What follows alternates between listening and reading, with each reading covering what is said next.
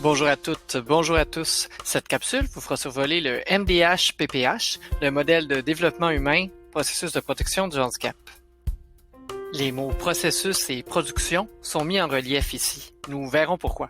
Mais d'abord, développons à partir de l'exemple proposé par Patrick Roger-Rolas. Monsieur Roger-Rolas est chercheur et a contribué à la naissance du RIPPH, le réseau international sur le processus de production du handicap.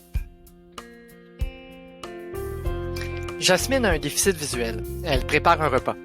Pour renforcer ses capacités, elle a participé à une série d'ateliers de cuisine d'un organisme communautaire sensible aux questions d'inclusion. Elle porte des lunettes plus fortes depuis l'aggravation de sa condition, ce qui compense un peu son incapacité. Elle n'a pas d'aide domestique, mais avec des équipements de cuisine adaptés et des recettes sur sa tablette pour le braille et la lecture audio, elle sera en mesure de régaler son amie Jessie. Réadaptation, adaptation, mais aussi réduction des obstacles. La compréhension des handicaps dans nos sociétés évolue. C'est pour le mieux. Il faut y voir l'interaction entre caractéristiques et le milieu de vie, pas une faute. Il est obligatoire de prendre donc aussi en compte des facteurs environnementaux. En l'absence de quoi, on observera des situations de handicap, des entraves à la participation sociale, allant jusqu'au déni des droits humains. Presque toujours, on retrouve le nom écosystème pour parler d'environnement, mais la question des handicaps est de nature écosystémique. Il s'agit des caractéristiques de la personne couplées à son environnement qui produisent des handicaps, le processus de production du handicap.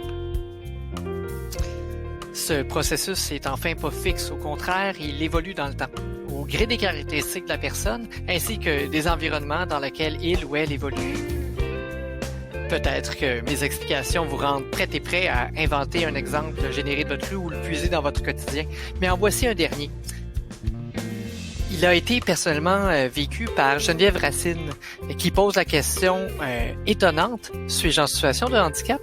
Avec la COVID, Madame Racine, mère d'un enfant de moins d'1 an, s'est retrouvée gravement entravée dans ses déplacements, pouvant pas amener bébé un peu partout avec elle. Le cas vécu par Madame Racine montre encore une fois l'importance de prendre en compte les facteurs environnementaux pour permettre la participation sociale de toutes nos concitoyennes et de tous nos concitoyens, peu importe leurs conditions. Voilà. Pour comprendre les situations de handicap, serez-vous à votre tour en mesure de recourir au MDH-PPH, le modèle de développement humain, processus de production du handicap?